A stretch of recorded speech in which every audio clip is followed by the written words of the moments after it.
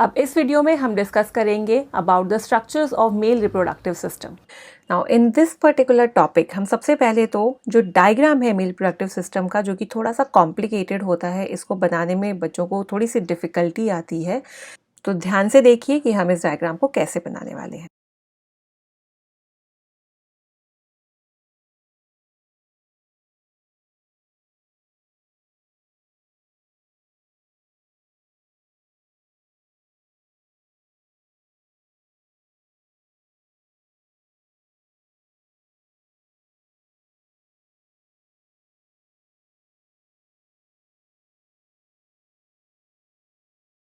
So this is the general representation of male reproductive system.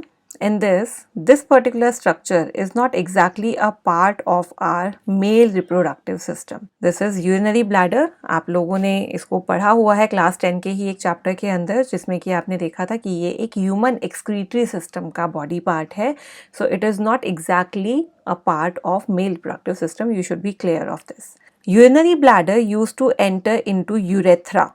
This is a portion जो कि हम reproductive system के अंदर देखते हैं कि मेल बॉडी के अंदर this is the reproductive opening as well. Excretory opening तो है ही, रिप्रोडक्टिव ओपनिंग भी यही है. यानी कि हम कह सकते हैं कि मेल रिप्रोडक्टिव सिस्टम में the excretory and the reproductive openings are common, that is named as urethra. इन ट्यूब्स को हम बुलाते हैं vas deferens, also called as sperm duct. Then इन स्ट्रक्चर्स को मैं यहाँ की तरफ मेंशन करती हूँ क्योंकि ये एक तरीके के ग्लैंड्स हैं, ऑर्गन्स नहीं हैं. So upper one is prostate gland and the lower one is called as seminal vesicle. This cap like structure over the testis, इसको हम बुलाते हैं एपिडिडाइमिस. एंड ये एक testis, TESTIS is the spelling used for single testis, और अगर हम plural term लिखते हैं इसका तो उसमें TESTES लिखा जाता है. तो ये ध्यान रखिएगा, कभी भी इस तरीके से स्पेलिंग्स का आपको डिफरेंस दिखे तो आपको ये क्लियर होना चाहिए. The skin pouch, thin skin pouch जिसमें कि ये टेस्टिस प्रेजेंट होते हैं, they are called as scrotum. And this structure is called as penis, जिसके अंदर यूरेथ्रा रन कर रहा है. So these are the important labelings which are a part of male reproductive system. अब इन सभी labelings के functions के बारे में बात कर लेते हैं. तो start करते हैं testes से, जो कि हमारा primary organ है, primary male sex organ है. देखिए testes के जब हम functions लिखते हैं, इसके दो functions हैं. एक function जो कि exocrine function है. एक्सोक्राइन फंक्शन का मीनिंग है कि एक डक्ट की हेल्प से ये किसी सिक्रीशन को रिलीज करने वाला है. So exocrine function involves the production of sperms, that is the male gamete, and their release through sperm duct. और अगर हम एंडोक्राइन फंक्शन को देखते हैं तो उसमें आ जाएगा production of male sex hormone, that is testosterone, and its release into the bloodstream. तो टेस्टिस के ये दो फंक्शन आपने याद रखने हैं. आपने देखा testis is enclosed inside a skin pouch जिसका नाम है स्क्रोटम. तो स्क्रोटम का फंक्शन ही यही है. It is a thin muscular pouch which holds testis extra abdominally. तो ये जो टर्म है ये आपने स्पेशली याद रखनी है. This is the location of testes in humans. Human male में जो टेस्टीज है they are not present inside the abdomen just like the other organs. These particular structures are well enclosed inside this scrotum and are hanging outside the abdominal cavity, and there is a special reason behind this.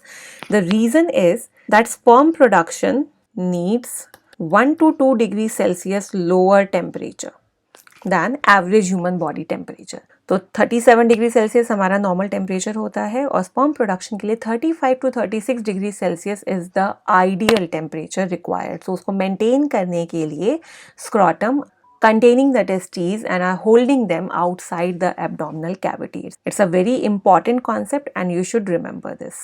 Next organ की तरफ move करते हैं, that is epididymis.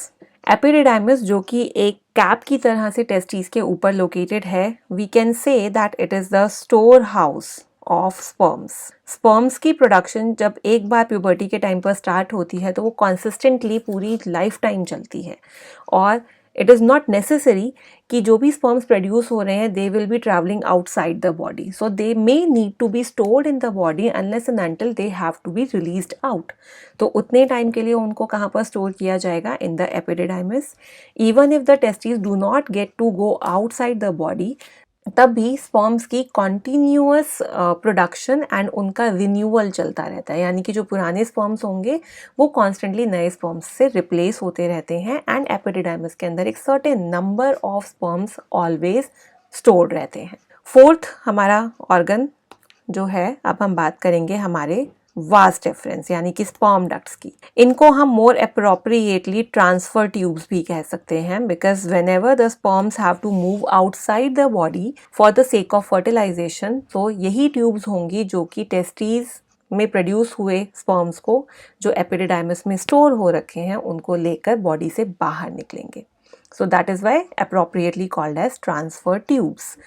Fifth structure की अब हम बात करते हैं the penis, which contains a tube that is called as urethra. So जो हमारी transfer tubes of vas deferens थे, they enter into the urethra and वहाँ के through जो sperms हैं they move outside the body. So यहाँ पर penis का role क्या है? Actually urethra is just a very fine tube.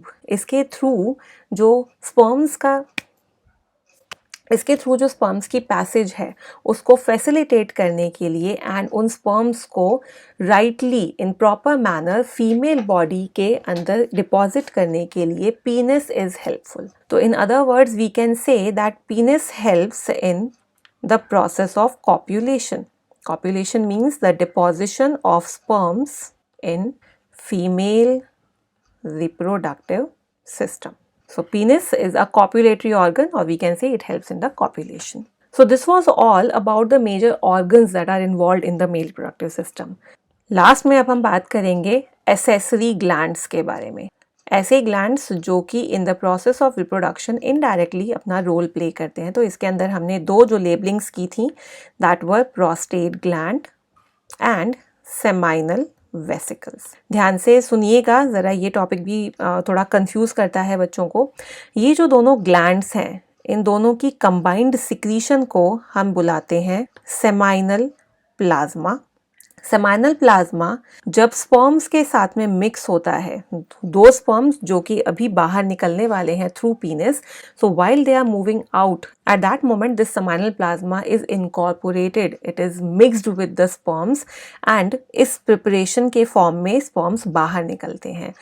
So this whole preparation is what is referred to as semen. Now let's talk about the function of seminal plasma. Sperms के साथ में इसको mix करने के दो purposes हैं।